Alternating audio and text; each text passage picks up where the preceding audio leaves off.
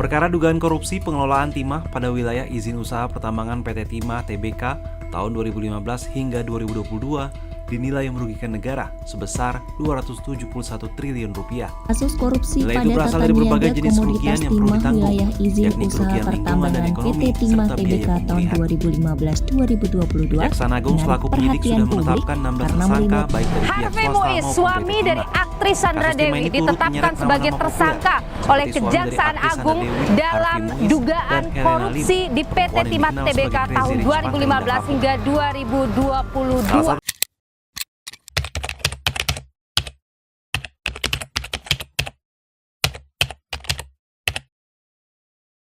Di era digital saat ini, bisnis digital adalah suatu hal yang tidak bisa dilepaskan dari kehidupan kita selaku manusia sosial di kehidupan sehari-harinya. Dengan segala akses kemudahan serta transparansi yang ditawarkan oleh bisnis digital tersebut, menjadikan bisnis digital adalah pilihan untuk kita berbisnis, berniaga, dan melakukan transaksi. Di balik kemudahan yang ditawarkan oleh bisnis digital, terdapat risiko atau ancaman seperti kasus korupsi yang belakangan ini terkuak terkait kasus PT Timah yang merugikan negara sebesar 271 triliun.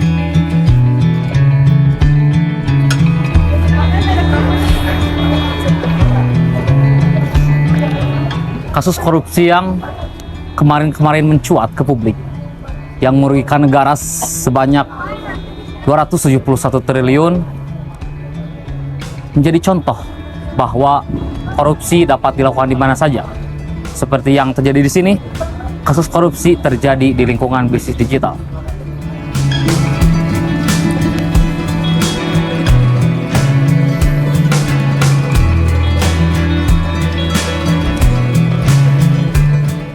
Maka dari itu, kami akan mewawancarai beberapa mahasiswa bisnis digital terkait kasus yang kemarin sempat mencuat, yaitu kasus 271 triliun. Dan kami juga akan meneliti bagaimana persepsi dari mahasiswa bisnis digital di lingkungan Universitas Garut.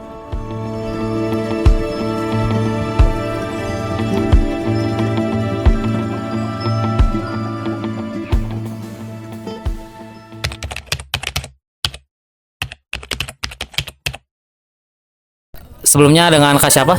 Adek Dari jurusan apa? dari bisnis digital. Oh, oke. Di sini saya sedang dengan kakak siapa?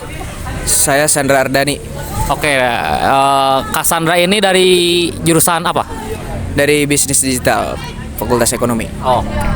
Sekarang kita lagi bersama kakak siapa? Farhan Kalau boleh tahu dari jurusan apa? dari bisnis digital. Oke. Saya di sini mau nanya-nanya nih tentang kasus yang kemarin sempat rame. Yang mana? Yang kasus tentang korupsi timah 271 triliun. Oh iya. Ya, sebelumnya apakah kakak tahu tentang kasus ini? Tahu. Bagaimana tanggapan kakak sebagai mahasiswa tentang kasus tersebut? Dari kacamata mahasiswa, tentu sangat merugikan bagi negara gitu. Dari sektor pertambangan sendiri terganggu gitu. Dan menurut saya dari sistem pemerintahnya sendiri gitu, dari sistem pemerintahnya sendiri tidak bisa men-tracking dari 2012 hingga sekarang gitu baru terungkap gitu.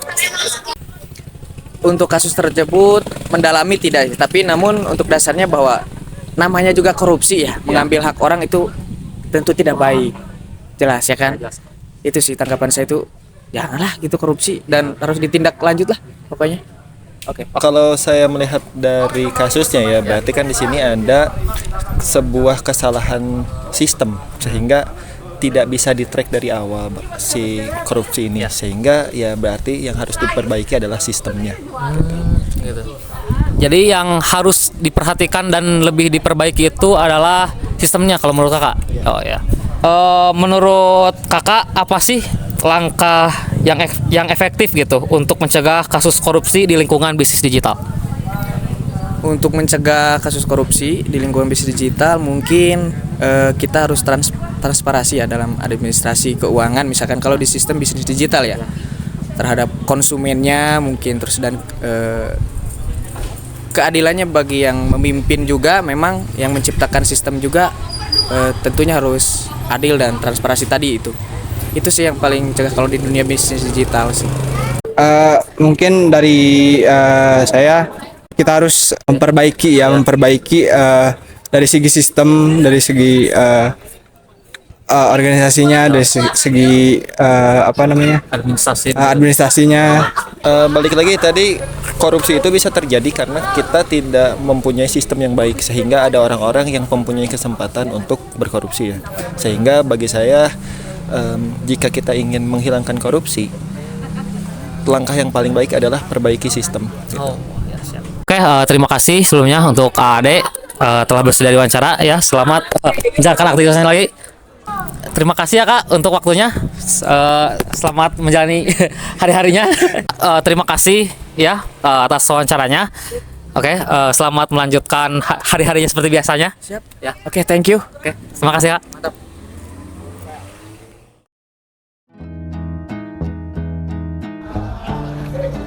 Mungkin sekian wawancara yang saya dan tim lakukan. Dicukupkan sekian. Wassalamualaikum warahmatullahi wabarakatuh.